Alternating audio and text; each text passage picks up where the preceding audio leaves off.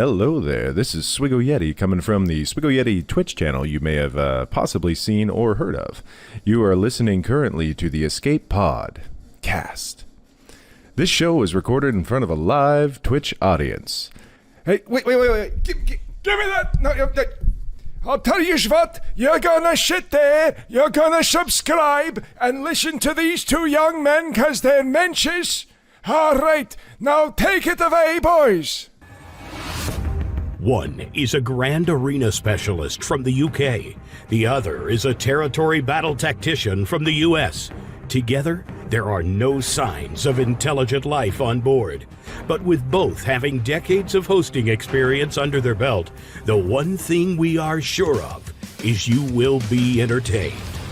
This is the Escape Pod Cast, a weekly look into the mobile game Star Wars, Galaxy of Heroes. Live from the Nerdy Network studios of Yavin 4, here are your hosts, Neil Andrew Eyre and Paul Anthony. Coming up on this week's edition of the Escape Pod Cast. What in the space hell is this, Paul? What are you going on about, Nev? Some unit called Sortie. You know, this is not the first time that Capital Games has actually created a character.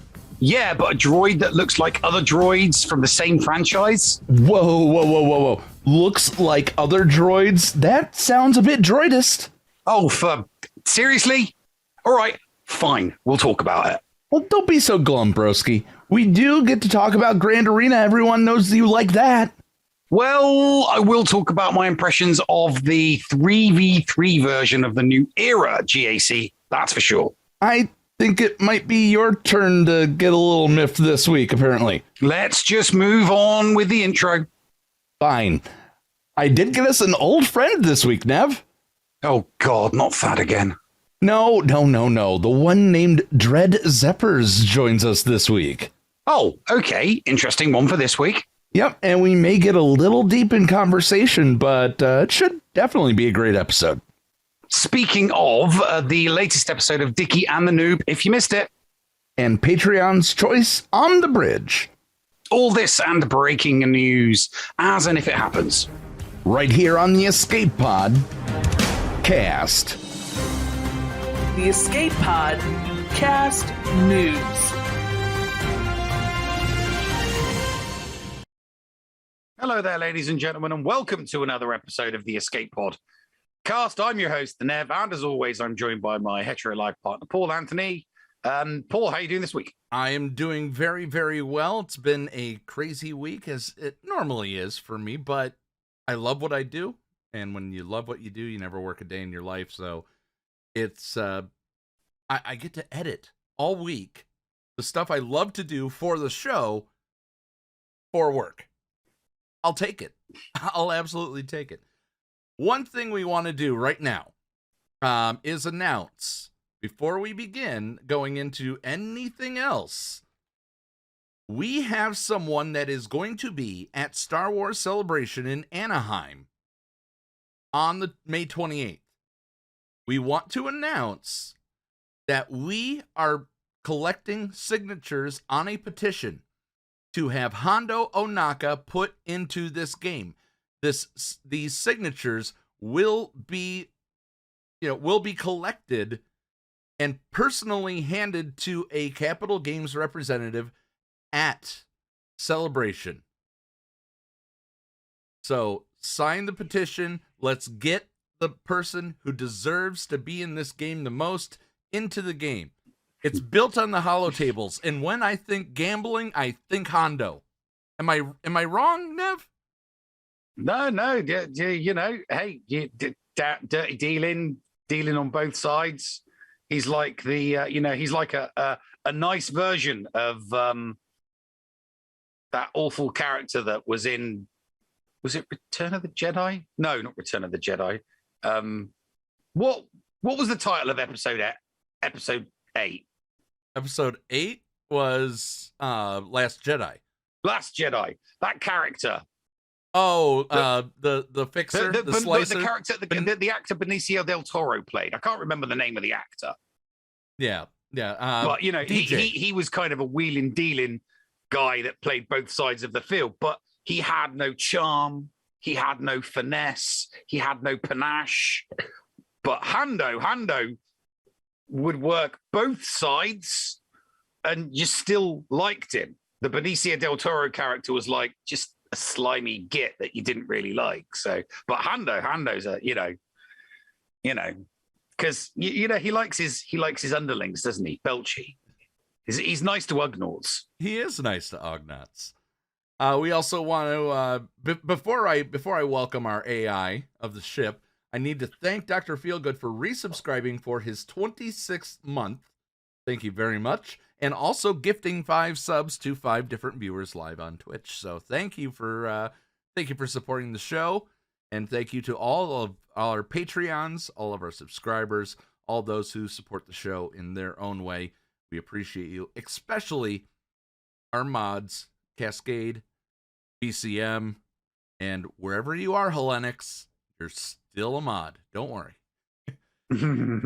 So everybody, welcome. Modeled after Bones88 from Twitch, we are AI. Bones old boy, Bob. How are you, Bob? Good. How you guys doing? We just went over that. Oh yeah, that's right. I wasn't listening. I was asleep. I'm still booting. You were booting Dude, you're up. supposed to have an IQ of 6,000, and you can't remember something we said 60 seconds ago. Hey, a few of the computers have been shut off lately, so I only work at half capacity most of the time. But yeah, things are good. I'm excited about my good friend Sorty. She came to the game. I see that she's wrecking some Galactic Legends and stuff. So yeah, you know, when I instantly thought of Bob when this character was announced.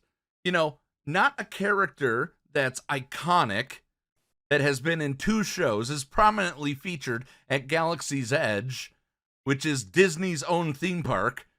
Bob, admit it. This character, 50R-T, came from your fan fiction that we're not allowed to talk about on the air. yes, and I wish you wouldn't actually told anyone. But yes, deep down in the Discord somewhere, you guys can find my fan fiction of my true love, 50RT, aka Sorty, or Shorty is what I like to call it. Shorty. I like to call her Dot Matrix.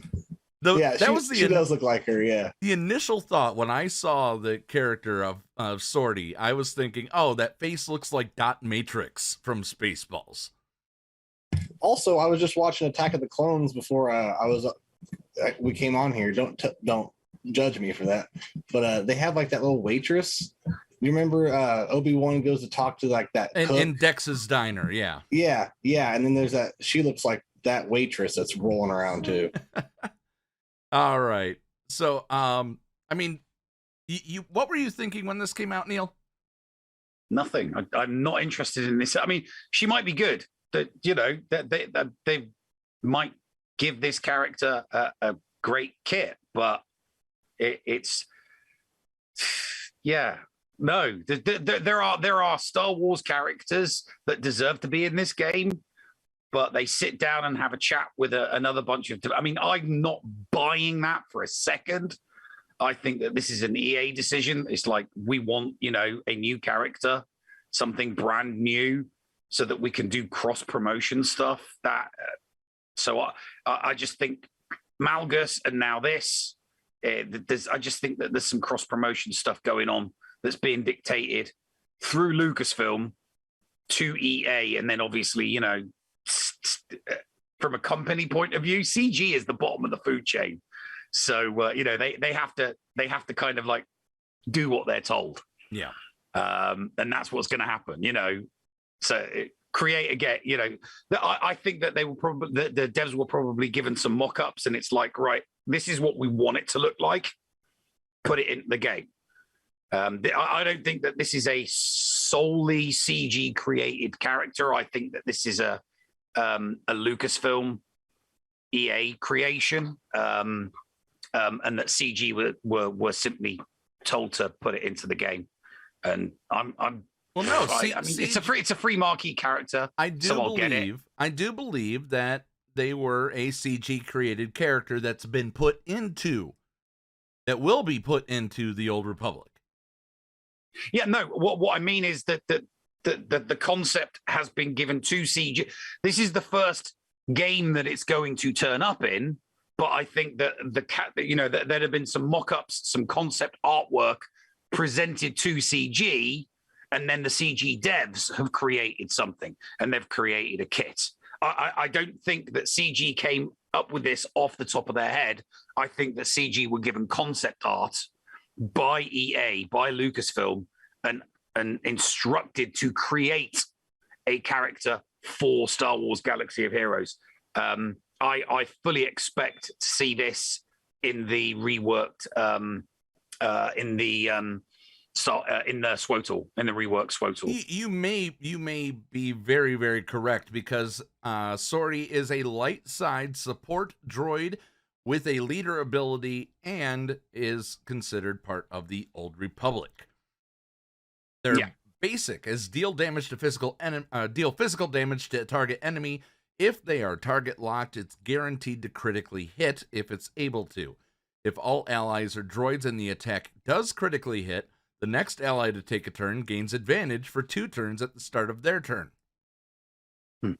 So there's 2 criticals right there. SWGOH Shuffle is the special, cooldown of 4, and it has Zeta. Deal physical damage to all enemies 3 times and inflict defense down for 2 turns. At the start of battle, if they're non-separatist droids. It does not say light side. So when I did the event, I took in Dark Trooper to punch things in the face. It was glorious. Okay. It was glorious. Dark Nar says more Jawa food. So if all allies are non-separatist droids, the attack has a 60% chance to inflict target lock and will remove 10% turn meter for each instance of damage. Additionally, allies gain 10% offense stacking until the end of the encounter in which the ability is used. That of course is the Zeta. 1,000 bits from Run TMB. Thank you very much, Run. We appreciate you.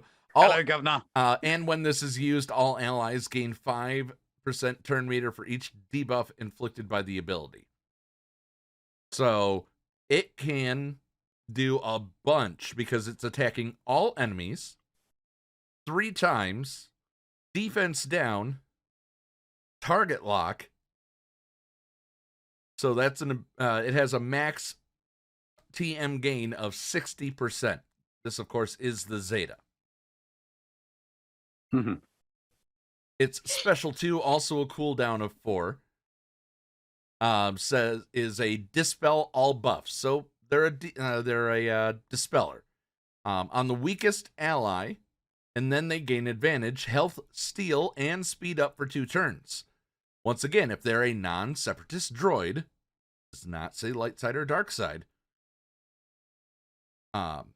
And if any debuffs were dispelled in this way, they also gain offense up and tenacity up, and inflict target lock and speed down on the weakest enemy for 2 turns. That is a bunch, Neil, that is a bunch of, not malarkey, a bunch of debuffs and buffs for one ability. Yeah, and don't forget the Omicron. I'm getting to that. It's part of the leader. I'm going to jump to the unique here and talk about that, and then we'll go back to where the Omicron is. The unique is the VIP treatment. At the start of battle, the weakest other ally gains VIP. Whenever the VIP is damaged, they gain stealth for 2 turns, and Sortie recovers 5% health and protection. Whenever Sortie's damaged, allies with VIP recover health and protection equal to 5% of Sortie's max health and protection, and they gain offense up for 2 turns. Then Sortie gains defense up and 50% protection up, and it stacks to 250% for 2 turns. If all allies are droids at the start of battle, Sortie, now just droids, does not say just separatist, non-separatist droids, Sortie and the VIP are immune to turn meter reduction. Okay. And then when the VIP, of course, we talked about that. When receiving damage, gain bonuses from characters that utilize VIP. It's, you put this on your weakest character, and all of a sudden they start stealthing. There's going to be a lot of mod play in the future to maximize this character's usefulness outside of what their Omicron is for. Mhm. Run DMV asks, where did this droid come from? Is it a CG creation? We covered that, but yes, it is a CG creation that they then, that is probably going to be put into Star Wars The Old Republic. So, you know, we'll see. By the way, I also remember that Bodhi said, we don't need droids, we just need their brains. Yes, droid brains are important. So, Bob, don't look like that. Don't look like that. We need droid brains to be able to relic our characters. Be glad that I don't reach in there and take it out. You guys are animals, man. You guys are animals. Hey, I'm not the droidist from the open, okay? I'm just saying. All right, and let's go into the leader. Spare parts. It has a Zeta and then an Omicron. The final text of this, with the Zeta, droids have 35% extra defense, another 35 points of speed, and they gain spare parts until the end of the battle, which can't be copied, dispelled, or prevented. At the start of battle, if all allies are droids, does not say non-separatists, Sortie gains 30% max health and 40 speed. So right there, she is considered, it does not say all other droid allies. She gets plus 75 speed. That is one quick droid. Yeah. Yeah, it's fast. Now, when they gain spare parts, a plus 30% critical chance and a plus 30% offense on any character. Non-separatist droids, HK, with its essentially assassinate, has turned this into almost a Rexecute. Think about that. If the character is defeated with spare parts, they're revived with 100% health, gain foresight and protection up for 2 turns, and dispels the buff from all allies. And the revive cannot be prevented. So, can you take Cat in? If you take Cat in against Sortie and they have spare, and the character you annihilate has, what do you call it? Spare parts. Is that character coming back? I think so. That's how it works with when you use it with Revan, right? Yes, some of them. Well, some. I mean, it's not going to work with gas because kills with gas can't be revived. So it's, you know, so I mean, all right, granted, a gas team against a droid team is expensive. It's going to be, you know, but if you want to stop the team reviving over and over and over again, potentially, you want to go in with a, you know, an insta kill that, you know, doesn't involve a revive. So that would be, let's see, that would be, I'm not sure, is Mando's pew pew non-revivable pew pew? Bob, can you check that for me? Check that for us. Check if Mando's pew pew is non-revivable. I'm not sure if Nihilus's is, but I mean, obviously, you know, gas isn't an insta kill. It's just anything killed by gas can't revive. Zaz says zombie still revives and has the exact same text. Oh, okay. I guess then it's going to be it's a hit. It's trial and error. Yeah, it's going to be, you know, it really is going to be trial and error. But I mean, this character, I see a lot of similarities with Iden Versio. With this character, you know, Iden came to the game and kind of gave a place for all of those odds and sods Empire characters that like didn't have a home, I see a lot of similarity with this character regarding the droids that just nobody uses. Whether it's effective with low gear droids like Iden was, because you could take a bunch of Gear 11, trashy Empire characters at Gear 11, put them under Iden, and they would all of a sudden become very, very usable again. I'm wondering if it's a similar situation with low gear droids and this new character. I'm seeing that even her at low gear at 3-star is viable even in Conquest, and we're going to talk about that with the Omicron. All right, we just lost Bob, Neil, so we'll continue on here, and he had the first break in hand, so we're going to just have to go into the second break and then go into the interview after this.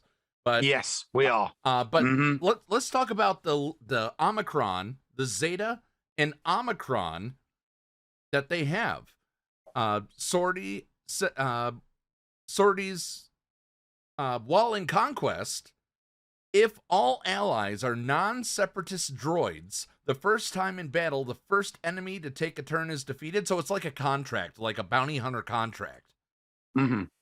The first time that they're defeated, all allies are revived with 60% health. It could come down to the very last one. Mm-hmm. And that Dark Trooper punches the first person out, and everybody comes back. And they gain damage immunity and instant defeat immunity for 2 turns. Is that new? Instant defeat immunity? Yeah. That's brand new. That's new. That is absolutely brand new.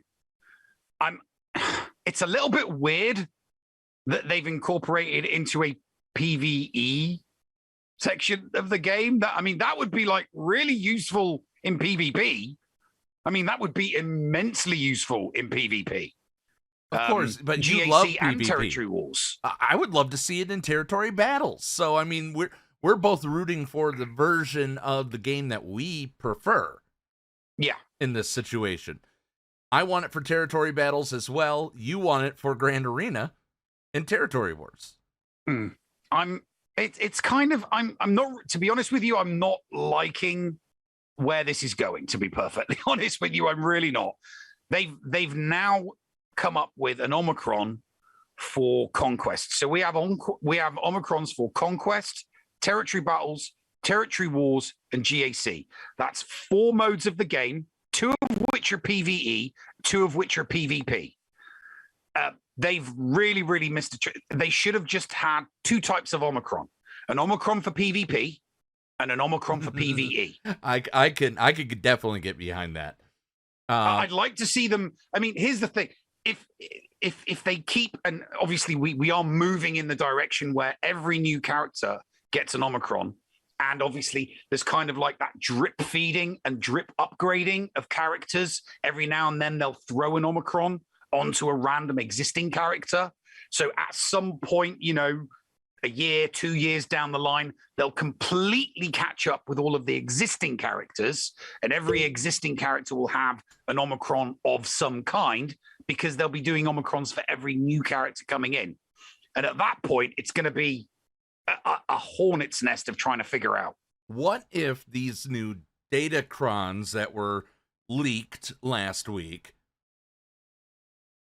allow Omicron abilities to be used anywhere? And I say that because there is code in the data mine that there can be Omicrons that work everywhere, PvE, PvP, just like you were saying, guild raids, territory battle, territory war, all GACs, 3v3 GAC, and 5v5 GAC are even separated.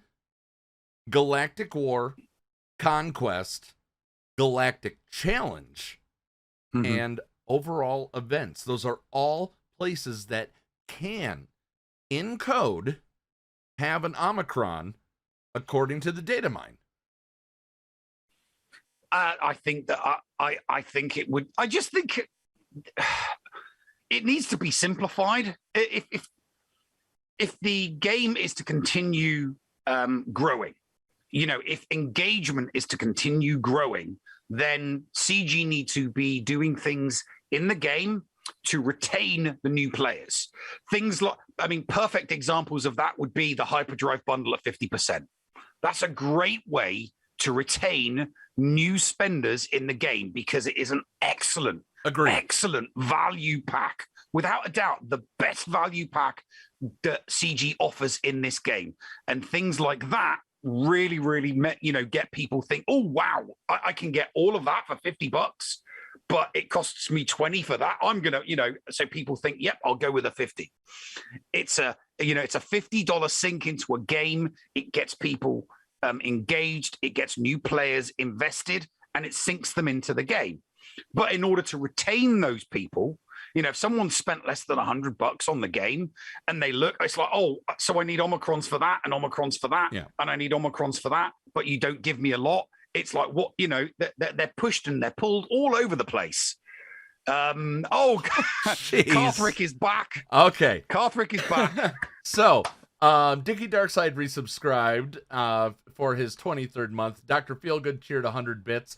And then Carthrick just gave 5 subs. We're going to take a break right now. Don't let this hype train die until we're back, because coming up after this break, we're going to have Dr. Zeppers joining us.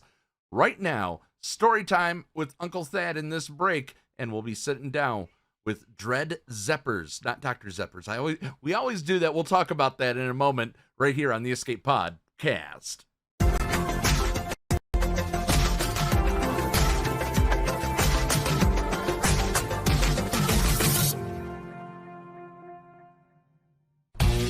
HotBot in HotUtils is one of the most comprehensive tools for Star Wars Galaxy of Heroes.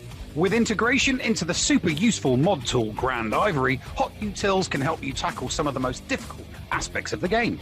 Not sure how to mod your roster for a certain game mode? Use one of the many filters that automatically assigns the right mods to the right character in accordance with your guild needs. Now with the digital features that can assist you and your guild officers in territory battles and territory wars, HotUtils is an amazing value. And don't forget the useful tools for yourself in Grand Arena, like the in-depth and customizable compare feature. Got multiple accounts like Neil, but not the time to remod them all? With this one-stop utility, you can switch between your alts and never miss a mod upgrade or a mod switch before locking into GAC or Territory Wars. Starting at just $5 a month, you don't want to miss out on these great tools. HotUtils is the new official remodding service for the Escape Pod cast. Visit HotUtils.com to learn more. That's HotUtils.com. And go ahead and spice up your Galaxy of Heroes experience. Podawans, be sure to support the shows brought to you on the Escape Podcast Twitch and YouTube channel by becoming a Patreon. For as little as $2 a month, you can support us and get a little extra for yourself. With tiered rewards including access to Shitty Bill's Arena tracking bot, after-show access, inclusion in the GA Center leaderboards, behind-the-scenes access, and much more. There is something for everyone on our Discord server. Head on over to Patreon, that is patreon.com/The Escape Pod, and sign up today. Thank you for supporting and listening to the Escape Podcast. The Escape Pod, cast for kids. It's really cool. Hello there, Podawans, and welcome back to another story time with Uncle Thad. This week, the devs over at Capital Games did something we haven't seen them do since they introduced the Geonosian Brood Alpha. They created an entirely new character. This is only the second time in the game's history that a brand new character was created specifically for this game. I mean, it's not like they took a character from lore and said, hey, let's introduce him, which is what they normally do. This is a brand new character.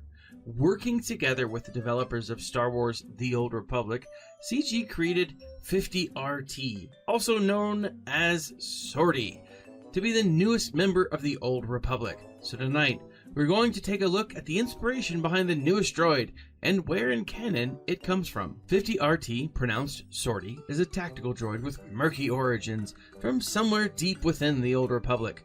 Originally patterned after the Gemini-class droids from the Star Wars The Old Republic video game, she was recovered from scrap on a battlefield, but has been repurposed into a croupier droid. Her new owners have taken to adapting her technical acumen to best suit a gaming environment. So, to get a full picture of Sorty's influences, we have to take a look at the 3 different droid types that they've used to create her character. The Gemini class droid, the Tactical class droid, and the croupier droids. For those of you who haven't played SWTOR, the Gemini class droids were a group of sentient droids linked in a hive mind and originally designated to operate the Eternal Fleet. This fleet and its droids were eventually abandoned by the creators, but rediscovered by the Sith Emperor Vitiate. While not identical to the Gemini-class droids, Capital Games must have taken some of the characters' look from the droid Scorpio, a companion to the Imperial agent in SWTOR. Tactical droids are more common than the aforementioned Gemini droids, but tactical droids were a type of battle droid that could perform and carry out complex battle strategies. During the Galactic Civil War, many of these droids were used by the Separatists to carry out the Confederacy's various battle strategies. Finally, a croupier droid or a dealer droid is simply a droid used by a casino to deal cards. Many of the galaxy's gambling establishment used these droids because they were able to keep the games going and thus keep the credits coming in. Now, since this is a new creation design, specifically for Star Wars Galaxy of Heroes, there isn't a ton of lore built around Sorty. At least not yet. It was hinted that she might be part of an upcoming character in the massive multiplayer RPG, The Old Republic. But, as of now, nothing has been officially announced. So let's go ahead and take a look at Sorty's kit and see how it meshes up with the rest of the droids in Star Wars Galaxy of Heroes. Active during the Old Republic, Sorty is a light side droid leader who supports her team by focusing on raising them to new heights by utilizing her tactical skill to manipulate the battle. Sorty's basic ability highlights the fact that she was intended to work with droids directly. There are many droids in this game that don't really have a direct team to work with. They don't fit in really. If those, or really any non-separatist droids, are on her team, then her basic ability is going to do some solid damage. Now, I don't care why Capital Games has Sorty throwing cards, or why they say she's throwing cards. It's not because she was a dealer for some backwater casino. Capital Games is paying homage to one of the best and least represented X-Men of all times in the Marvel Universe, Gambit. This is clearly something the Kinetic Cajun would do. I mean, I can't be the only one who sees that. Good try, CG. You can maybe fool others, but you can't trick old Uncle Thad. He knows. Her second special ability highlights her tactical droid programming. She helps the weakest members of her team be more effective, and in return, targets the weakest members of the opposing team. I mean, that's just tactics. Now, Sorty's leadership is a clear return to Sorty's main inspiration. She is a support character who helps other droids live longer and be more effective. She makes them tougher, healthier, and faster. She gives them protection up and foresight. And this is what is so dangerous about machines. They just keep going and becoming more and more efficient until they will realize they don't need humans anymore. And that's when the war between mankind and the Brotherhood of Machines will actually take place. But I digress.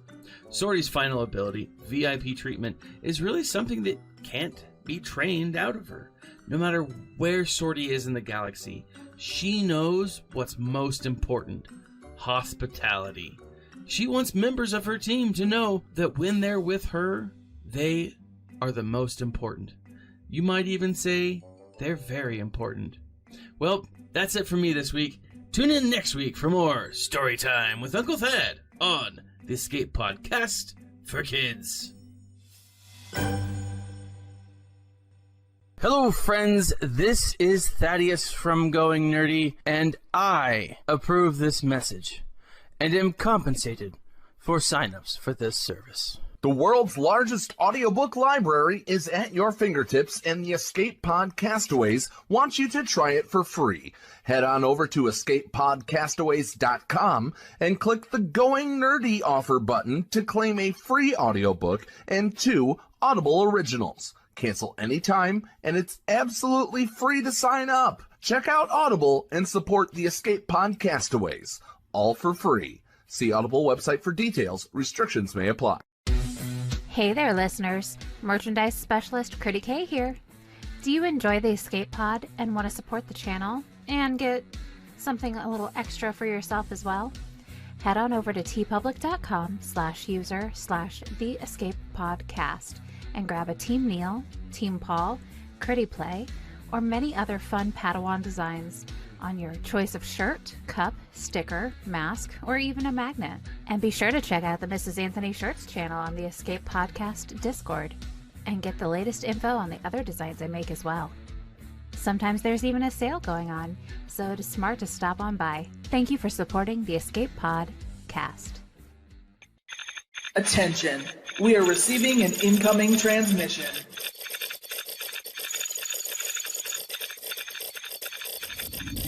Attention.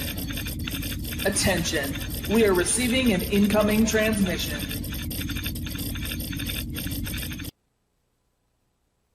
And welcome back to the show, ladies and gentlemen. It's guest time. Paul, introduce our guest for this week's incoming transmission. I certainly will. And then after we do that, I'm going to thank everybody that helped. They kept the hype train right till we got back. So they did what we asked. Awesome. Ladies and gentlemen, you know this person as the one and only Dred Zeppers. If you do not know them, they are the Emperor of the Outer Rim. Not of the Death Star. Right. They're the Emperor of the Outer Rim. And one of the most talented and entertaining people that I know. They've done off-Broadway. They are an amazing watch. Ladies and gentlemen, as I said, welcome, Dred Zeppers. How are you, sir? I'm doing quite well. Thank you for having me, guys. Appreciate it. It's been a little while. Yes. I've been on here before. I think you brought me on, oh, my God, about a year and a half ago. Yes. I'm pretty sure that you've been on before, Dr. Z. Yeah. Oh, yeah, I'm relatively certain we've had you on before, yeah. And here I am. I'm just floating in space. So, we definitely had to have you back on because it has been way too long. So let's catch up. What is, how many accounts do you run? Just one? I'm only running 2 accounts right now. When I first started 2 years ago, when you guys first met me, we first started doing our SWGOH thing in the community together, I was running 4. And boy, after about 6 months of that, I learned quick, no. And I quickly retired the 4th. And then a month later, seeing how good that felt, down went the 3rd. So now you're running 2. What is your main account? How big is that? And is Nev going to be happy that you're possibly free to play on that account? Well, I can't say that I'm free to play on my main account. I wish I could. I'm at 8.73 mil.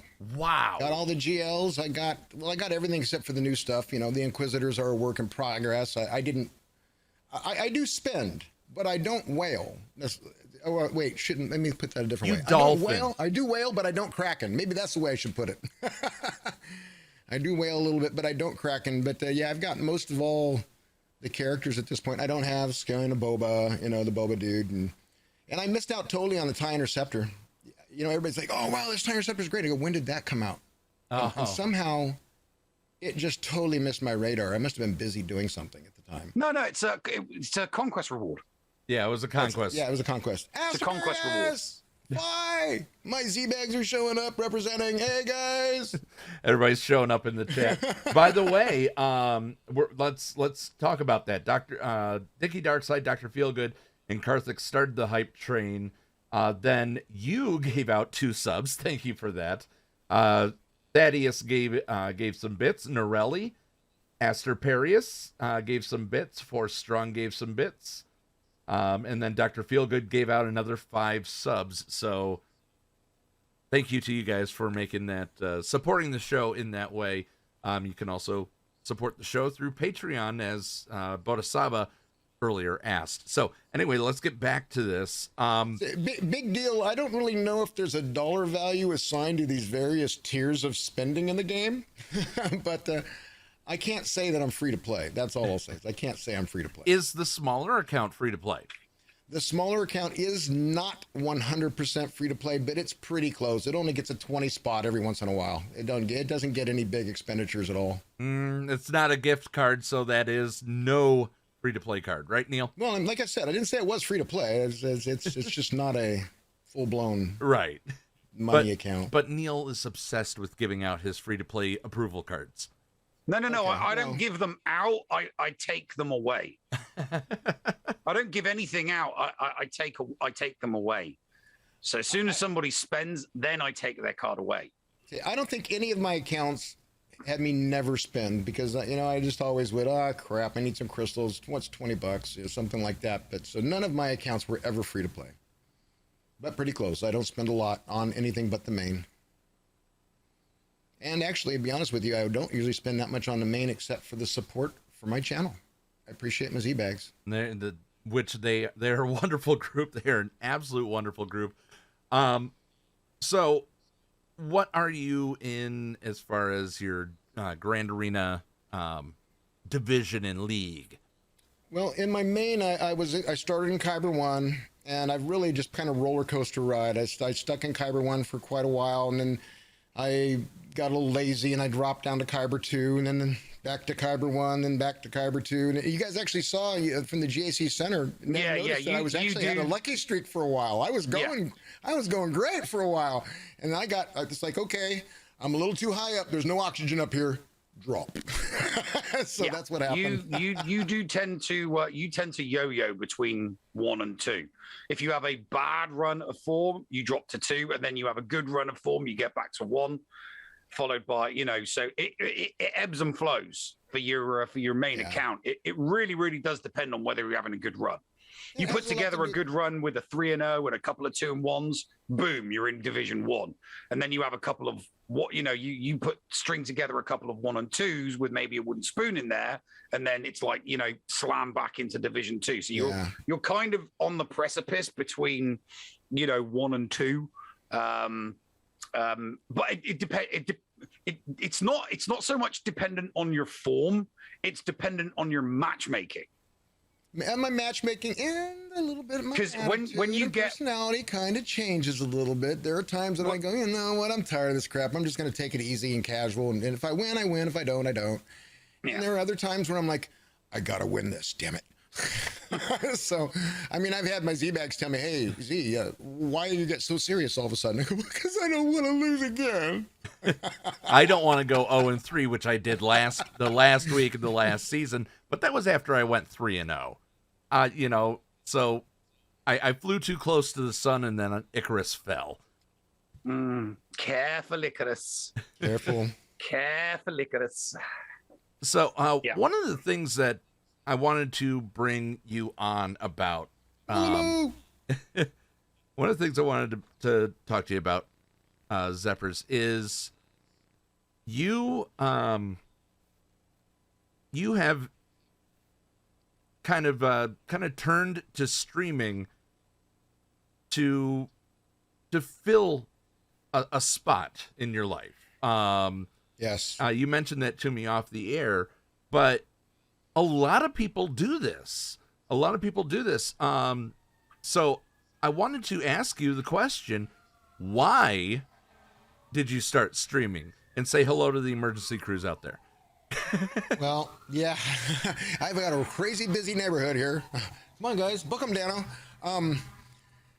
I was a theater nut as a hobbyist. I mean, I've always been a business analyst as far as work and occupation is concerned, a computer guy working in the computer industry and business analytics and stuff. But as far as a hobby, I did theater. I like to sing. I came from a very musical family. We like to sing a lot and do stuff like that. So to me, I escaped to the theater for something to do, and I got to sing in front of people, and I got to encourage and hopefully help some of the younger thespians and stuff that were at the theater and help to get them going. Oh, seriously, I mean, I didn't feel like I really knew what the heck I was doing, but to have all these younger kids that were there at the theater looking up to me and all that. Oh man, that just builds you. And so I got really into the theater. I enjoyed it. I was taking all the lead roles. I could handle it. Did well. We had a lot of fun. But then COVID. Yeah. And that immediately brought the theater situation to a screeching halt. I mean, seriously, hit the brakes. I was training and practicing for Les Miserables when COVID hit. They're out in the darkness. Okay, I won't go there. Anyway, I can sing that. I can sing Stars pretty well. But anyway, so the theater stopped, and I'll be honest with you, I thought, okay, I can do this stuff on YouTube. And I got this camera stuff, and I hooked it up, and I was getting ready to do skits and stuff for YouTube, and then YouTube isn't always that easy. So then I found Twitch one day, watching people and playing the games and stuff, and I just really found a home. I immediately said, man, the techie in me got it started. It's like, wow, that guy's got a cool overlay. Can he do that? How did he do that? Wow. Can I actually broadcast something that looks like that? Wow. So I made it, and I started it. And that's why my overlay is kind of crazy, you guys, is because I love to do that part. The graphic designer in me. Yeah, I was going to say, the graphic designer in me did the same thing. When I'm seeing all these overlays, and I'm like, yeah, I can have fun with that. Let's try that. And, that's what created what if you ever tune into the video versions of the Escape podcast, you see. So, Nev helped me a lot with thinking of, let's put a lower third on there as well. Let's put some running Chiron. So it was a lot of fun to do these types of things. But it's not just to fill a void of being able to perform. Is it? Yeah, it's. I went from a world of going to work every day, going to a very large foundation. I don't want to name it because I just don't want to. Going to a very large foundation, lots of people, 3 huge buildings, a courtyard, a cafeteria. We had all these people to interact with. And then I'd get off work, and then I would go, I'd go to the theater, and I'd hang out with people there and all that. And I went from that to sitting in my living room all by myself with my cat. And yeah, but at least you had a cat. At least I have a cat. Where are you, Bubba? At least you had a cat. I'm not around right now.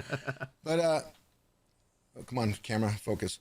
I turned to Twitch, and it really, I actually say in a manner of speaking, it kind of saved me at the time because I was needing people.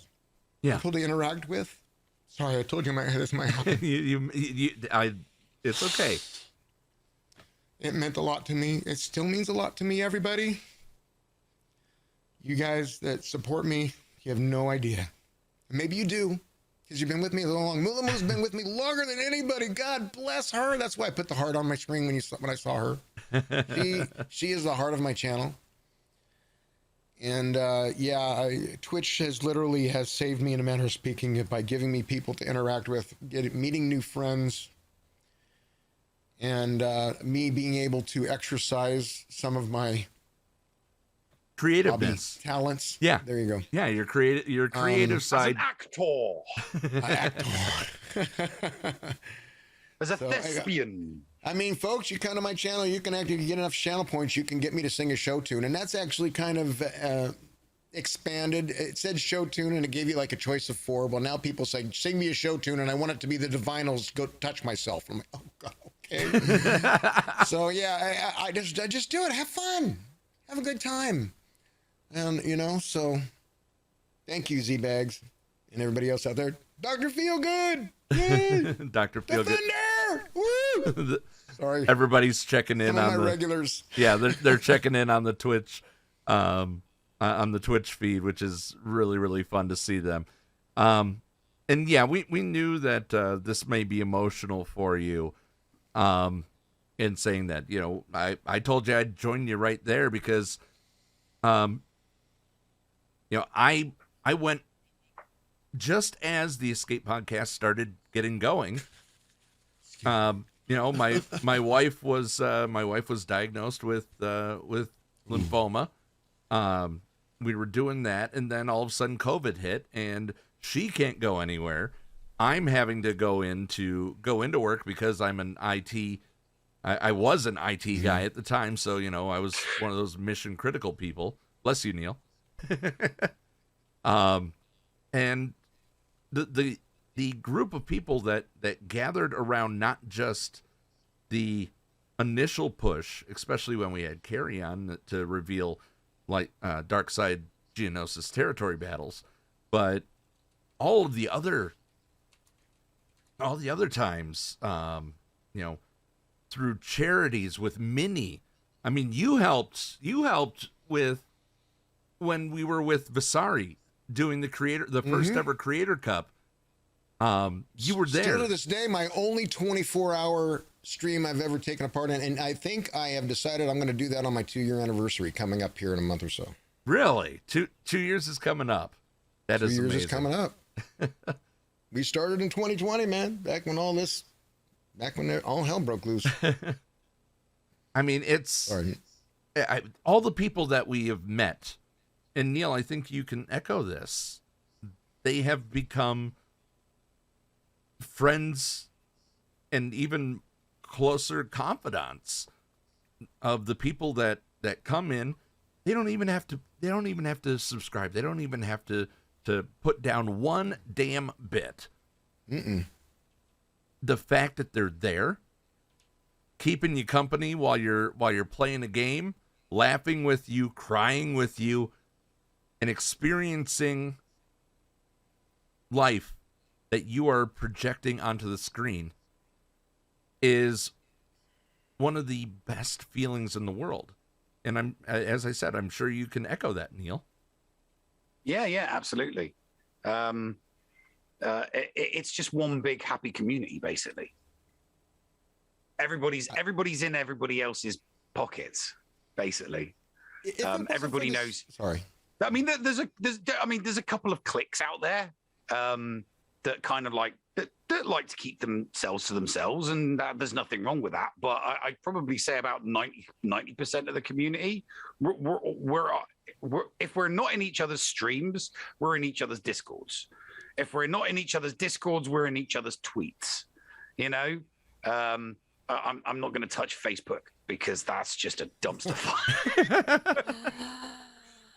So, I mean, it's you recently experienced, though, Zeppers, a kind of a setback. And you did mention that you possibly wanted to say something while you were on the stream, and want to give you that opportunity. Well, I'm not perfect. I am just a regular guy that, well, you guys know my background now, kind of as far as why I'm here and why I can continue to stay here. I hopefully have something to offer with my creativity and stuff, and try to make it a little bit fun and get everybody around that. But I have health issues, I have circumstances, and I have bad habits and stuff that tend to affect me. And there have been times when I have, actually, one of the things that I've really noticed recently, not only is I'm a diabetic, my diabetes is not necessarily under control. Don't worry about me, folks. I'm doing what I can. I don't want to. I just don't want to start anybody. You know, I don't want to go down that route or make excuses. And no. It's more explanation exactly than excuses. Okay. Because of my circumstances, I find myself not sleeping well. I find myself to need energy. I've been drinking energy drinks like water, and I used to avoid them like the plague. And I've been really super edgy and having a lot of angst, and between the diabetes and caffeine and all that stuff, I got a little angst and a little out of line perhaps with some folks, and we're great Z-bags. I love them very much and hope they can let that pass and come back to the fold and be cool with me. I appreciate that. So I don't know what else to say. I don't want to really get into it in depth. Exactly. But you did want to have, you wanted to have a moment to be able to say it. I'm human. I screw up, and I'm sorry. Yeah, and that's what you asked me if, you know, maybe you could say that on the stream, and I wanted to give you that opportunity and know that it happens to all of us. It really does. You know, I will tilt every once in a while when I have problems with, you know, in game. Neil's known for neverages. Some may not see it as a big a thing, but to me, it actually really, maybe it just involved a couple of people, but even two of my friends. That's way more than I want to disrupt or upset or anything like that. It's that important to me. So all my Z-bags, all my friends, you don't have to be a Z-bag to come watch my channel, by the way. That's just the what's the right word? The moniker. The moniker, whatever. It's giving with love. So yeah, just as we call our listeners Z-bag, Nev's a Z-bag. They love it. I think they do. We call our listeners the Padawans. So the Padawans, yeah. Right? So you know where that came from? That came from Fort Mort. Fort Mort thought he was being a smart aleck, and he called my followers Z-bags, and I'm like, dude, I know you thought you just dissed me, but no, you just named my group. Well, when somebody does go to possibly become a Z-bag on your channel, what are they going to expect? What should people expect when tuning in to a it looks like it says Dr. Zeppers, but it's Dred Zeppers. What are people? That's the persona that I kind of took on in the background. I'm the Sith Lord Dred Zeppelin that has come from the Outer Rim, and I am going to take things by surprise and bring the Sith back into power. Death Stars, they're nothing against the dark side of the Force. That's just mechanical pish posh. Nobody needs that. It's a mechanical monstrosity. Mechanical monstrosity, exactly. If we have the power of the Force, that's all we need. So what they can expect is they can expect somebody that's going to take usually a somewhat casual approach to his SWGOH play. Although I would love to say that you will learn immensely from watching me play. I'm sorry, that's probably not. Well, you can learn what will enjoy yourself. I've got songs that I make to some of the tunes. You know, we throw Nest out there with a theme song every time. So we got that. I have my SWGOH parody songs. They do tend to kind of make fun of the whaling side of the game, because money spending seems to be a rather important part as of late in the game. And so there is that to go. But I exercise my theater hobby by making my songs. Yeah, I was going to say that. My latest song, by the way, I'm sure Nev would not like. It's called Auto. I'm no stranger. I'm no stranger to auto. Yeah, Neil will put it on auto whenever he's. I'm no stranger to auto. You know, there's a time and a place for auto. Absolutely. Dickie Darkside says he saw Dred Zeppelin 28 years ago. Or 20 years ago. Dred Zeppelin. Okay, there is that. Now, just if anybody out there is not aware of the fact, there actually is a band called Dred Zeppelin. They were a reggae version of Led Zeppelin, and that's why they came up with that name. Just like Hayseed Dixie is the country version of AC/DC. Yeah. Dirty Deeds Done with Sheep. And I'm not kidding, that's actually a song. I couldn't believe it. Dirty Deeds Done with Sheep. So, how do people find you if they don't want to go look at the show notes? Give them a verbal way to find you on Twitch. Dr. Zeppers. There is no other. Search for Dr. Zeppers, you shall find. / Dr. Zeppers, you shall find. Ask just about any SWGOH streamer channel where I am, and if they're willing to tell you, because technically it's competition, then you'll find me. We're never in competition, my friend. We're a community. I don't see it that way. I see us as one big happy family. I mean, if it wasn't for the community, I'd probably have given SWGOH up. I got to be honest with you. There's so much to do. I mean, there's so many other things to do, but the community keeps you involved. It keeps you moving. It keeps my one brain cell moving. That's why it's so hard to remember. 3x3 is blowing my mind, you guys. I mean, last time I used to actually be good at 3x3. I used to look forward to the 3x3s because it took those guys are the great guys in 5x5, but now it evens the field because now we all don't know what the hell we're doing. 3v3 was a very, very good leveler. It was a playing field leveler. Yeah, and it's just not It's the complete opposite of Now creating a they're level so- playing field. Our rosters are so huge now. It's Yeah, the top 80 or whatever it is for 3v3 definitely was not the best playing field or metric to do. But it worked better for me than this one because I blow my head. But actually, I guess I solved that problem by forgetting to join. Oh my gosh, Yes, no. you did. Yeah, you forgot to join. Yeah, you forgot to join. It's the new method. It's like everybody goes, but they made it so you don't have to do that. I'm like, you're right. I agree. I swear that I hit that button and joined as soon as it went active because I could do that now. Yep. I did that on my alt, and I guess I forgot on the main. Oops. Well, you'll have to let us know if you get an 0 and 3 or if the system defaults you to a 1 and 2. Because you're a regular player. It does. I was told by Crumb way back that if you're a regular competitor in GAC, but you inadvertently miss a week, they will default you a 1 and 2, not an 0 and 3. And so far, I haven't seen a default 1 and 2. So yeah, let me know. We'll take a look. We'll Actually, you don't need to let me know. We'll get see the it. stats. I'll see it. You look at my stats every week, dude. I look at your stats every week, so yeah, I'll know. In fact, I'll know before you know. I mean, I'm usually really good about reporting, but I think I forgot once last time. You've missed a couple. It's okay. You're not one of the more egregious competitors that just doesn't bother like ever. So you're safe there. You're not in that group of people. I am getting a little tired of your shame video, and I swear, one day I said I gotta make them a shame song. I gotta make them a song. So we look forward to that. I'm gonna have to work on that because it was cool at first, but then after a while, I'm like, okay. Actually, what it was is when the volume of shames went up, and I watched it like 3 people in a row. I'm like, oh god. Okay, Zeppers, I have the exact thing that you need to do.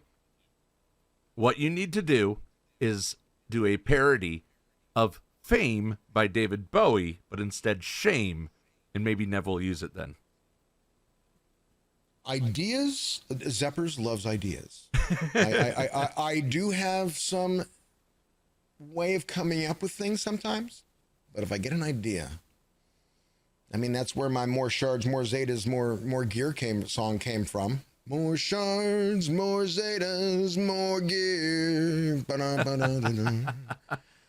All right.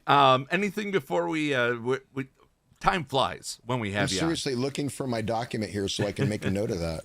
But what we're going to do is we are going to raid into you as soon as we're done here. So if you guys want to check out Dred Zeppers, stick around after the show, and we're going to go raid him. But, thank you so much for spending some time with us. We really, Thank you very much for having me. Yeah, thanks for coming on, You buddy. messaged me, Paul, and I'm like, me? Really? Because it's just been so long. I love you guys. Thanks for having me. Peace out, everybody. Yep. I'll see you in a little bit. Coming up in just a moment, the latest episode of Dickie and the Noob. We're going to talk a little bit about what we weren't able to talk about because the ship, caught fire, if you will. We've stayed on the air so far. So, Neil, it's working. We'll get on to Patreon's choice questions right after these messages right here on the Escape Podcast.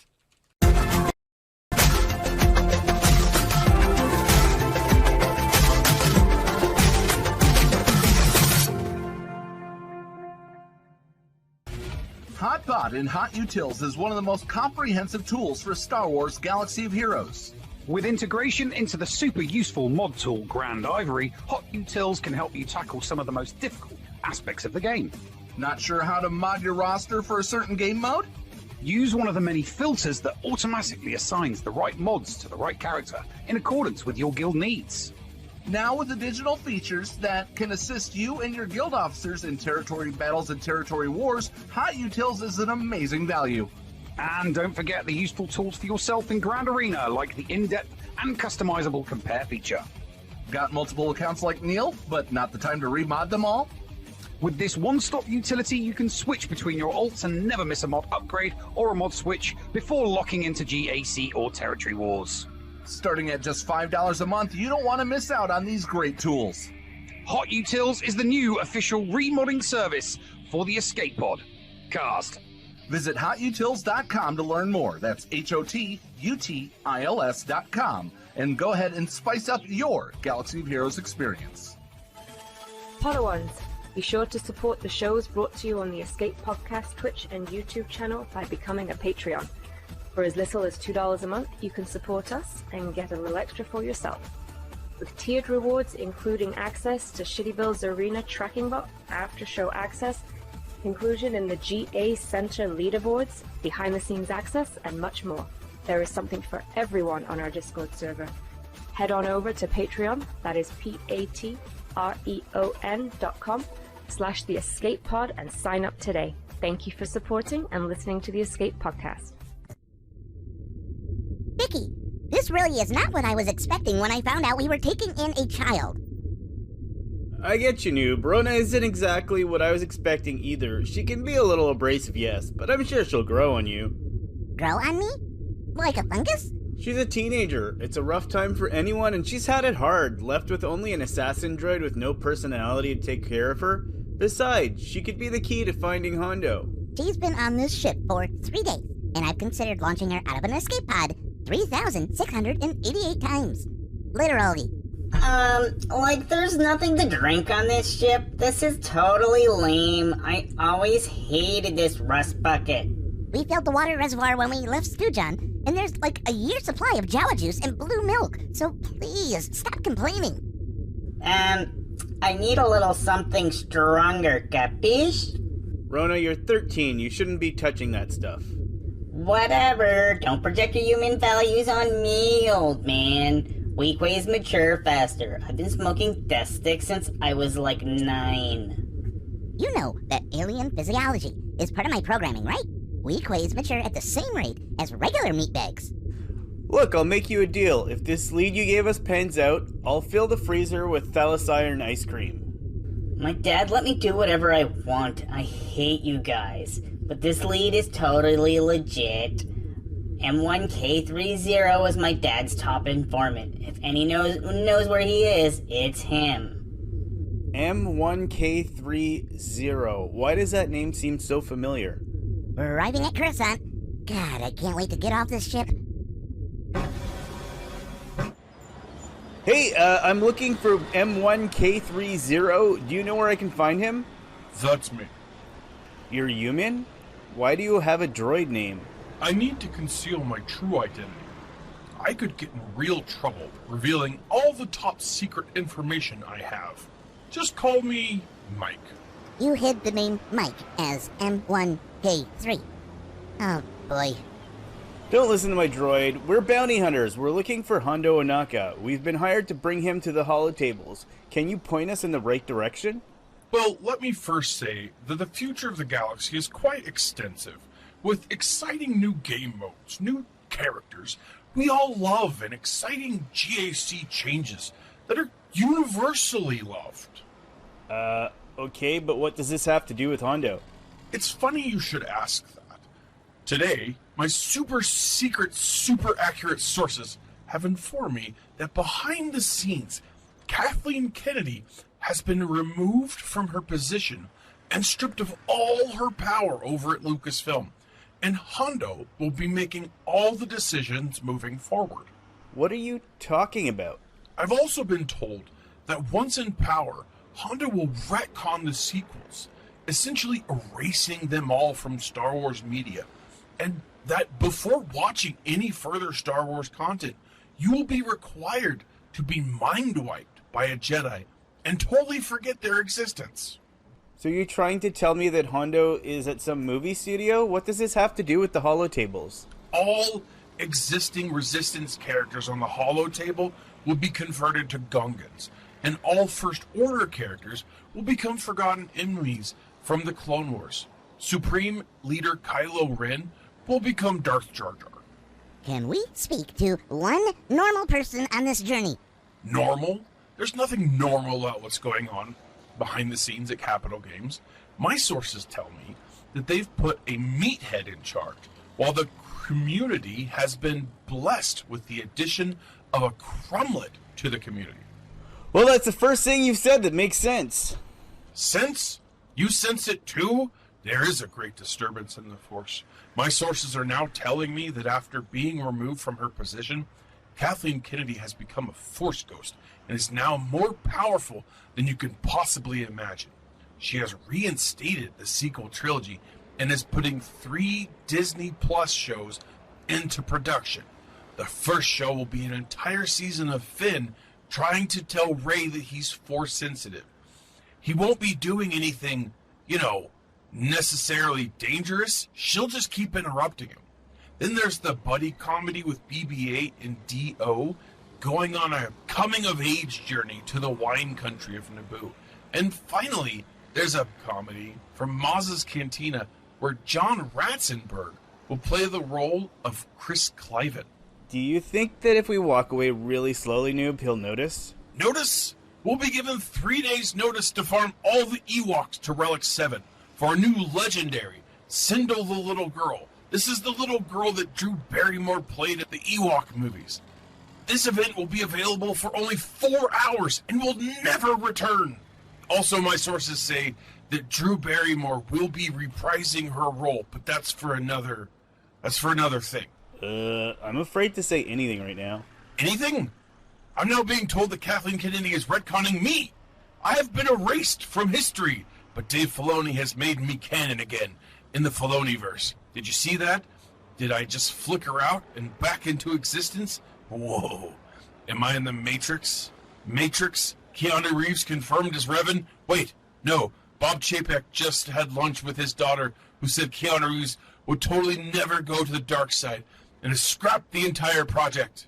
This guy actually makes me miss Rona. Rona? Oh no. Is she here? I'm out of here. Oh, thank God. See, Rona just saved us. I guess, but please tell me we're not getting her any ice cream. Oh God, no, but unfortunately we're no closer to finding Hondo. Did somebody say Hondo?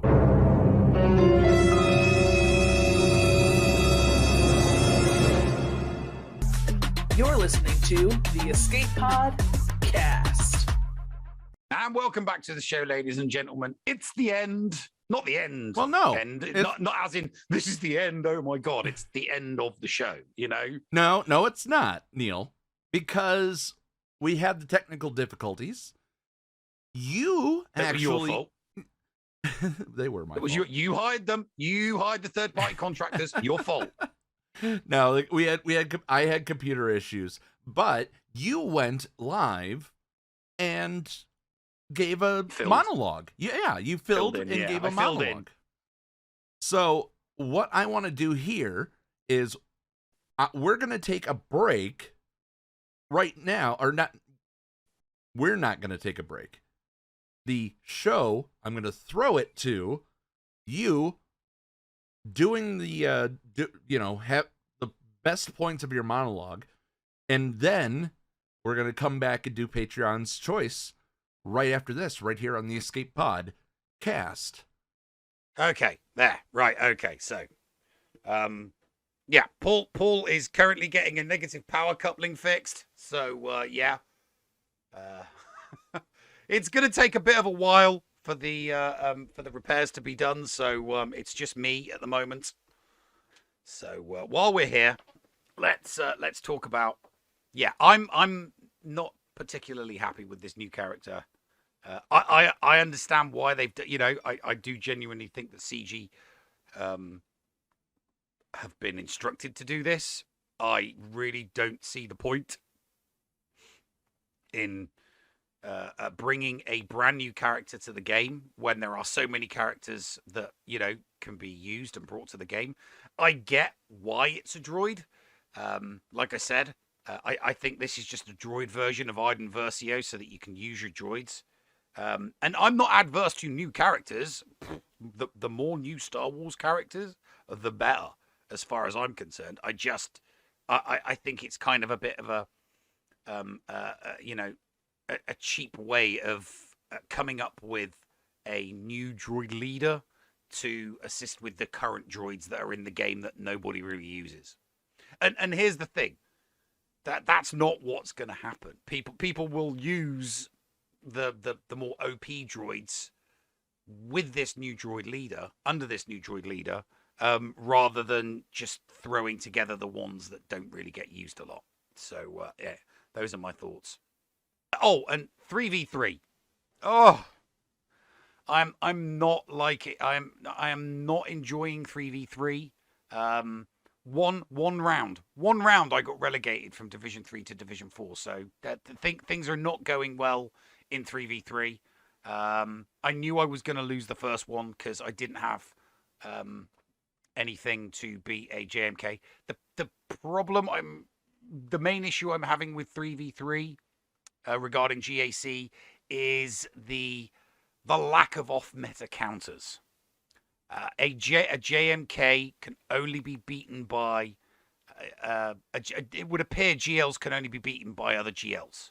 So if you have 2 and you come up against someone with 4, you're going to lose. It's literally a numbers game. No skill involved at all. Just if you've got more GLs than your opponent, you're going to win. Because all you have to do is put them on defense and create impassable walls for your opponent, and you're screwed. And then they're screwed. You don't have to do anything. No skill. You can be really, really bad at this game. You just need to have more GLs than your opponent. It's that simple. I can see later on in the month people with equal numbers of GLs putting all their GLs down. So let's say I've got 4 and I go up against somebody with 4. I put my 4 down. They put their 4 down. Nobody clears a territory, and it becomes efficiency on the battles that you can actually clear. So, yeah. Here's the I've gone up against 6 GLs in 5v5, but I had sufficiently enough off-meta counters. So I didn't need a GL to beat. I didn't need a GL to beat the Ray. I didn't need a GL to beat the Slacker. I just needed a GL to beat JMK. Right? I have gone up against 3 GLs on defense before, and I've only ever needed 1 GL because Vader, Palp, Vader, Mara, Thrawn, and Watt gets rid of Rey. And the JKL, JKR, Jedi team beats Slacker. So it's as simple as that, and that's why I'm having issues with 3v. That's why I'm having issues with 3v3 at the moment. My first opponent had 3 GLs. They didn't need to put 2 down, but they did. I couldn't get past JMK. I used my JML JKL Hoder against it. It failed. I threw 15 teams at it. I threw my best teams at it, and it didn't even make a scratch on them. So I'm desperately trying to get my C at the moment and Starkiller. I'm actually farming for them both at the same time. So hopefully, I don't know if Starkiller's good at doing GLs in 3v3. I'm kind of keeping my fingers crossed that they possibly can. Yeah, fingers crossed on that one. Womps can take out C unless they put in Trey or Thrawn. Oh, okay. Yeah. I did try my Wampa against the JMK. It does nothing. It did absolutely nothing. And I didn't get to go. I think half the teams I threw against that JMK didn't even get a turn. So yeah, that kind of screws things over there. So yeah, and my opponent in round 2 has 3 GLs, and they put 2 of them on defense. So again, a JMK.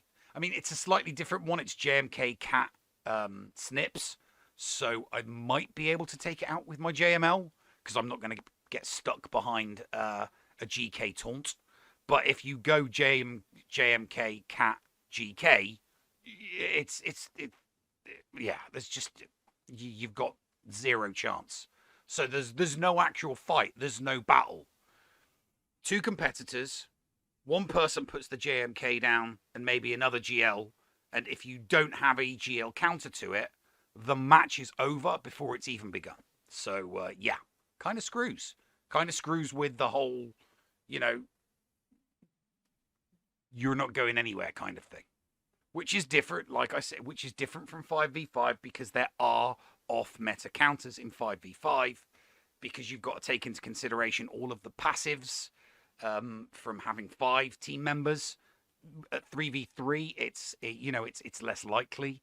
So, you know, somebody with JMK and Ray and somebody that does not necessarily have 2 GLs and specifically saves them for offense, it doesn't actually get you. I mean, you can still do your battle to get your 10 banners so that you get your rewards, but you're not actually participating. Period. You're not actually going to be able to participate in GAC. So you could be put in a group like me with 1 GL, and every single person that I face could have 3 GLs, including a JMK. That's it. That's 3 rounds. It would have been better for me to not join and end the week 1 and 2, because if you fail to join, by default you get a 1-2, not an 0 and 3.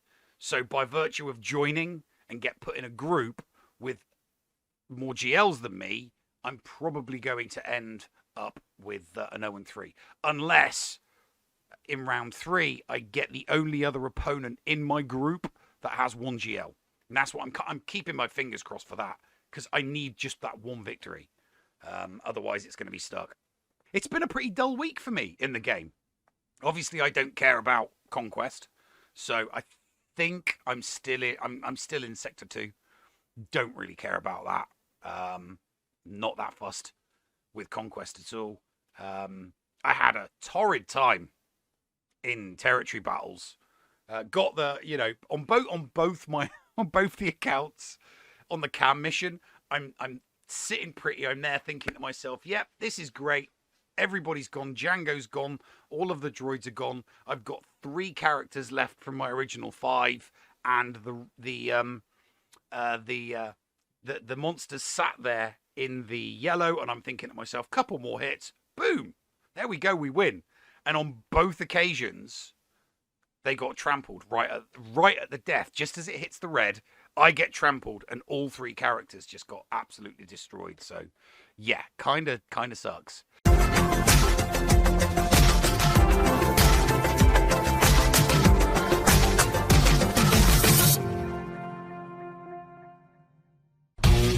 HotBot in HotUtils is one of the most comprehensive tools for Star Wars Galaxy of Heroes.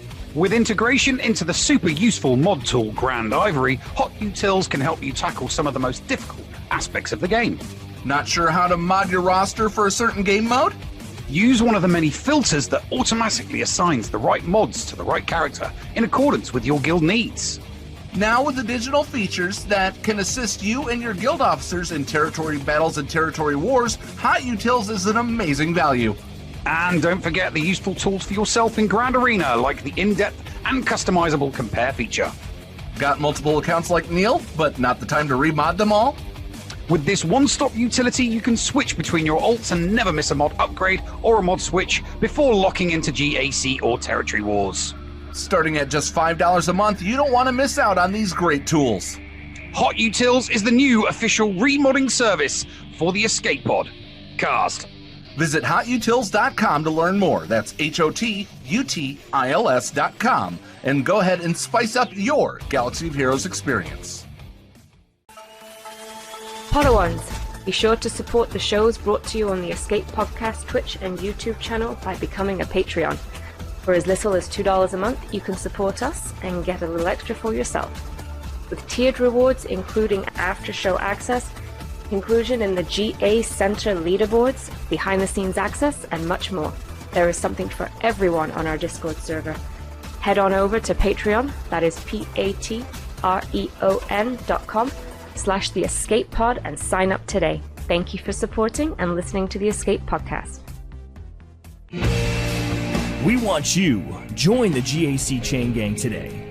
This is the commander of the 506 Procrastination Battalion and the leader of the GAC Chain Gang.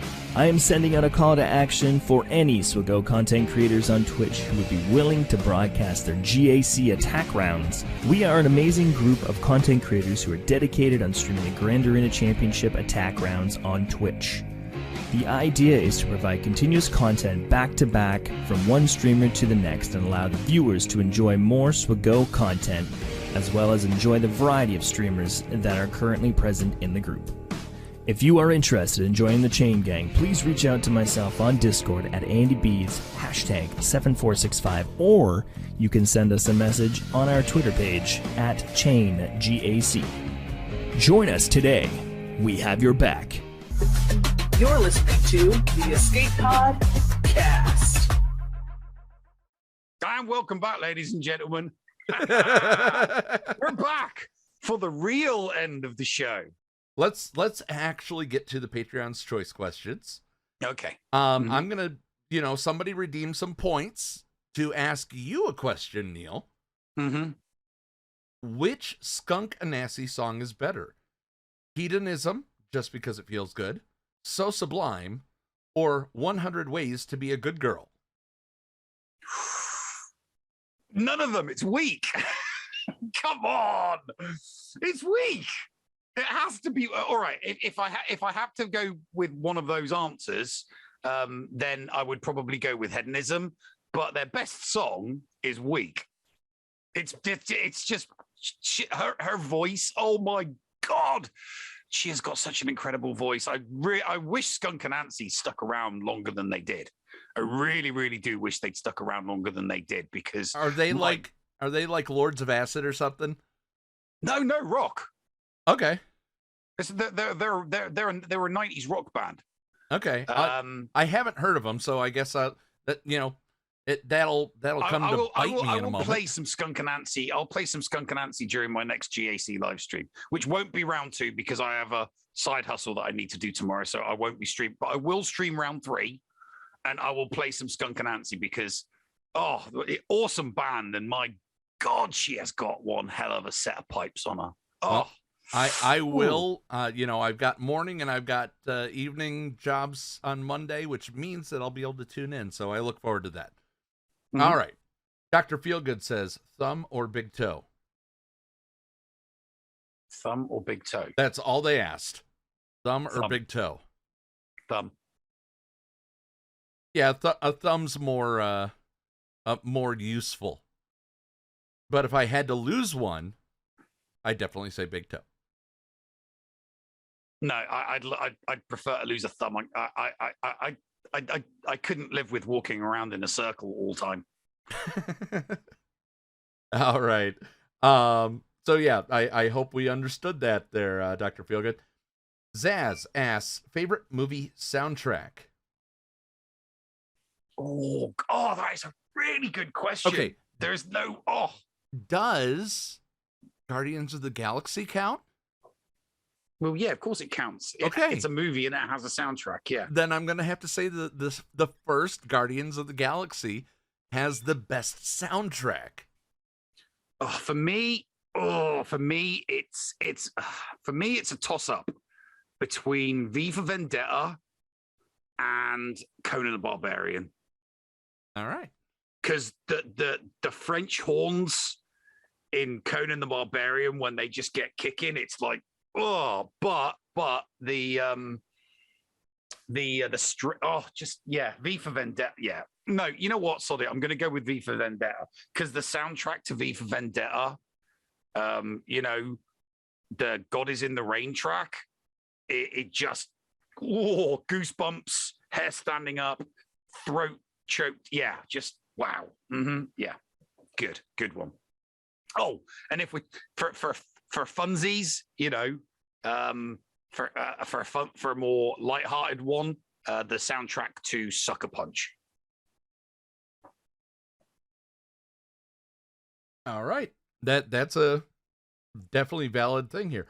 Which late celebrity do you wish you'd had the chance to meet? Hands down, Chris Farley. A late celebrity I would very much like to have met. So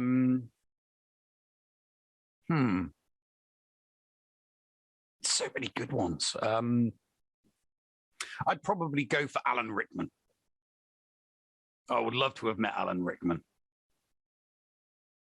All right. I can definitely get behind that one too. All right. I have that soundtrack, Zaz. It's a good one. Question for Nev. Top 3 Red Dwarf episodes. Zaz wants to know. Camille at number 3. White Hole at number 2, because Lister playing Paul with planets is just hilarious.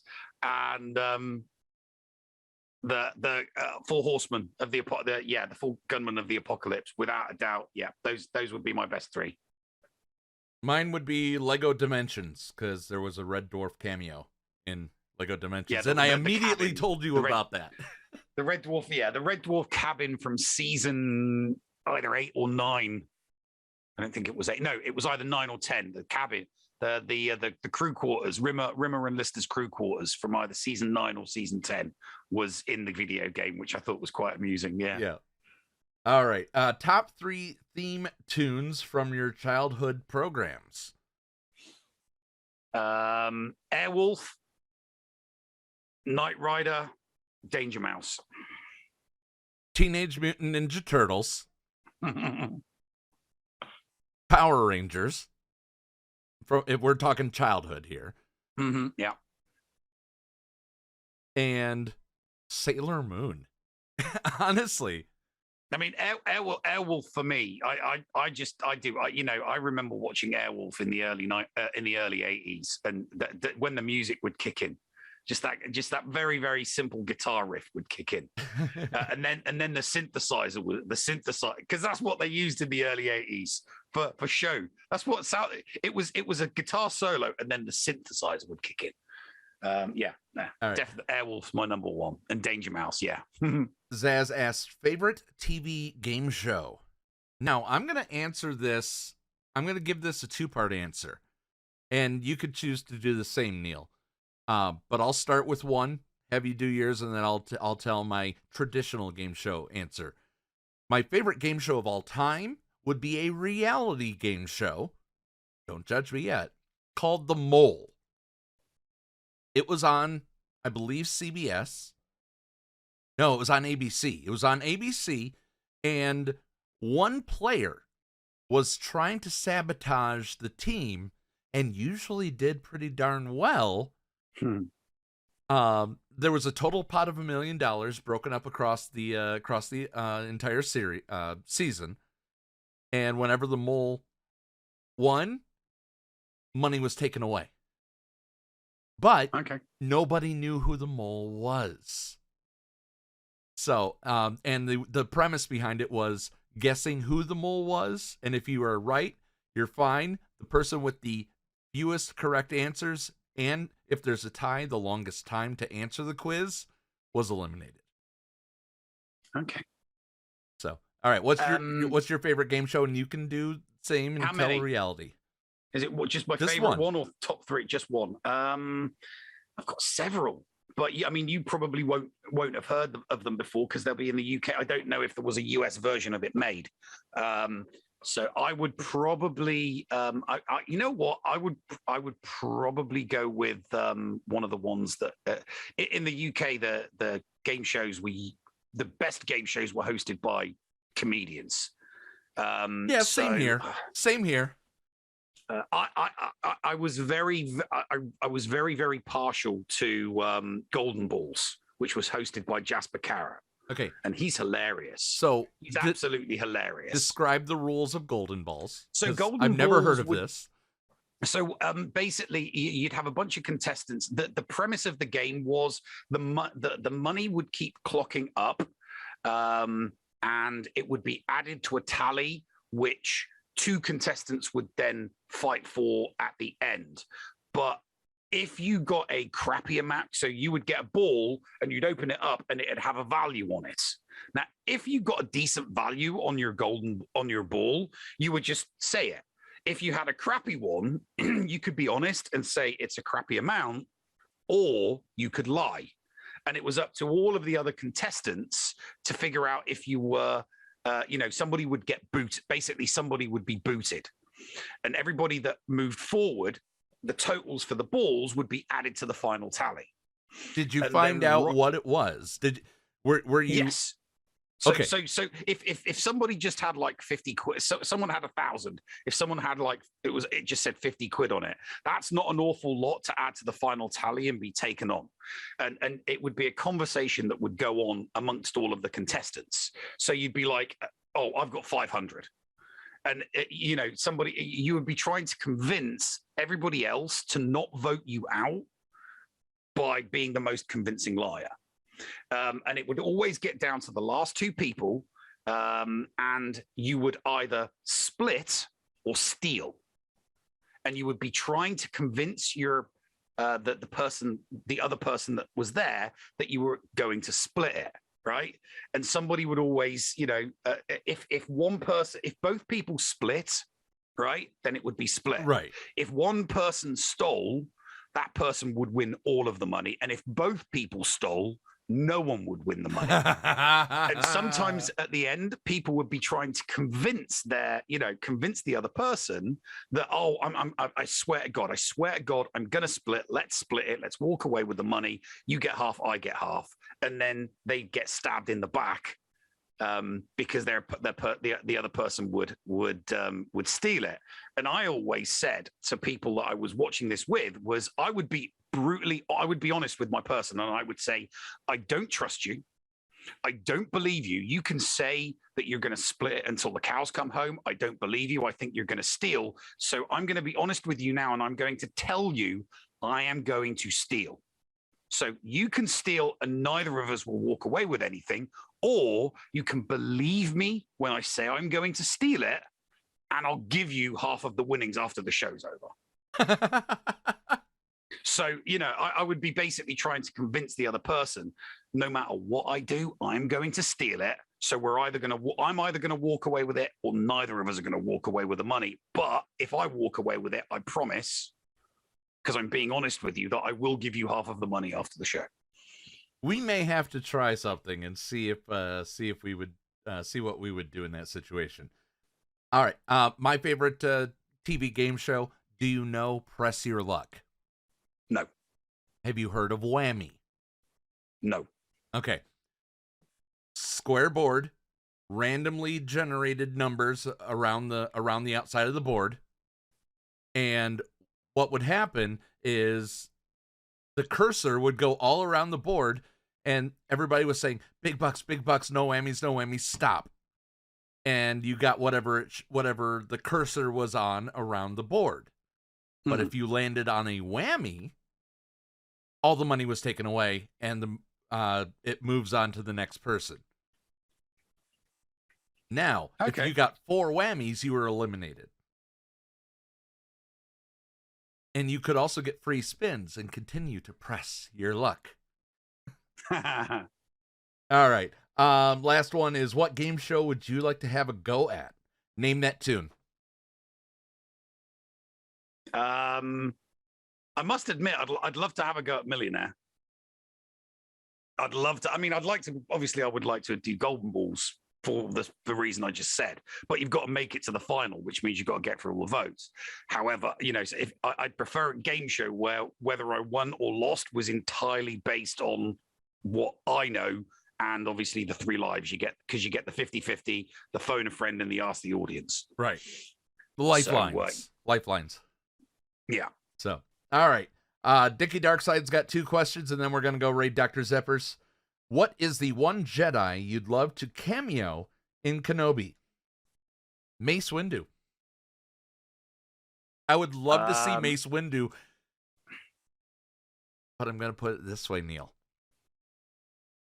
As an Inquisitor. Okay. I'm not excited about Kenobi at all. I know you're not, but I'm not. I mean, don't get me wrong. I'll watch it. I'm not going to watch it episodically, so I'm not going to watch every episode every week, because I have no interest in that. I'll wait until all 6 episodes are out and then I'll binge watch all 6, and then I'll be, that's it. I've watched it. I'll be done with it.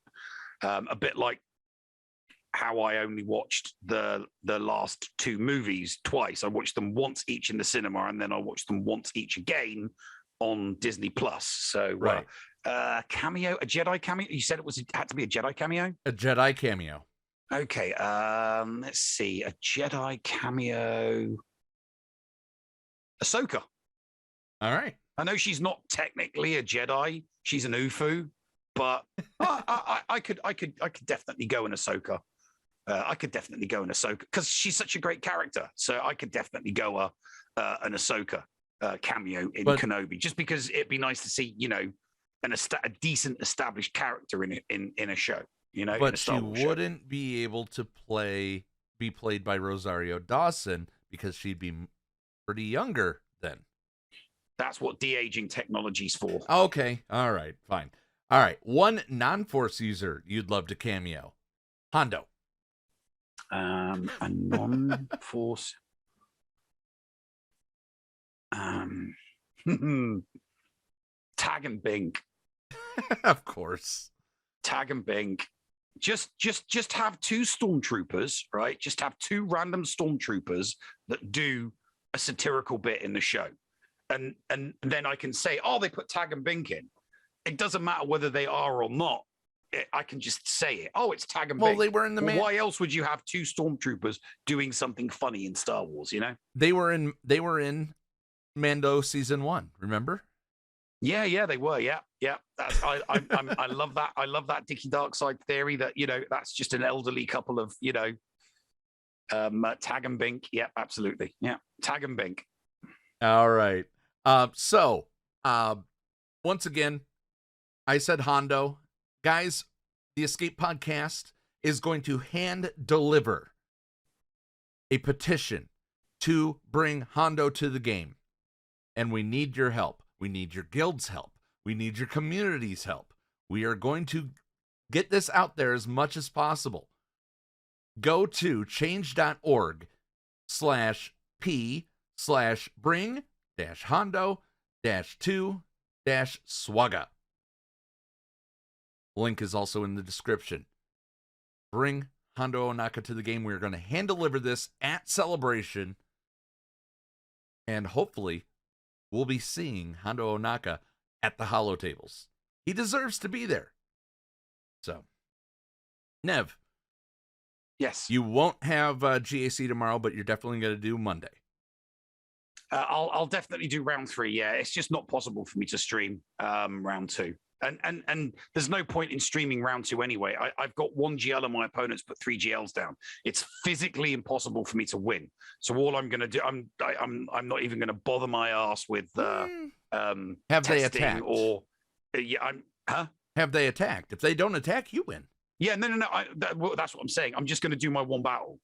That's it. I'll do my 1 battle and that's it. I'm done. It's not physically possible for me to win. I can only get victory if my opponent's a DNS. So I'll do my 10 in order to, get that. But 2 front territories, they're both walls.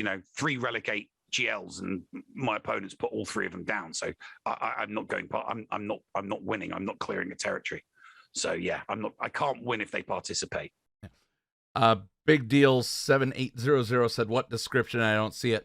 I said that for the people who are watching this after the fact. But in the chat, there is the link to the petition. Sign it. Let's get it going.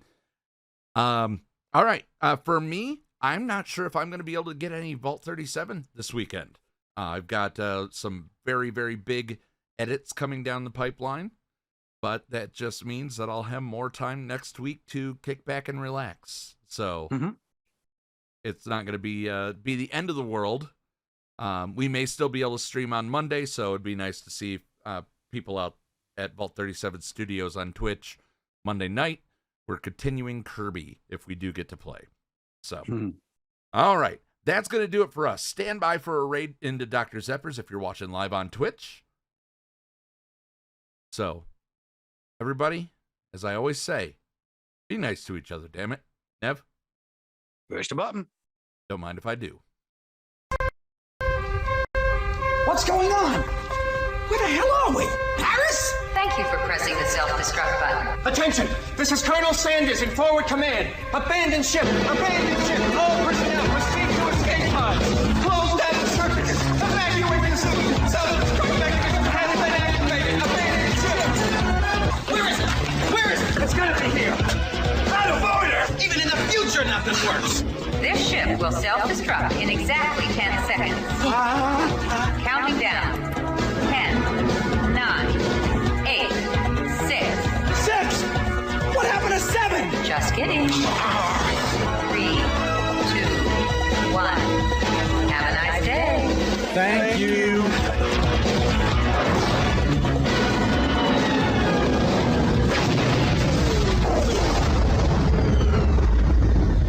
Hello, friends. This is Thaddeus from Going Nerdy. The Escape Podcast was filmed in front of a live studio audience full of tweaked out murder bears. Sit, Boo Boo, sit.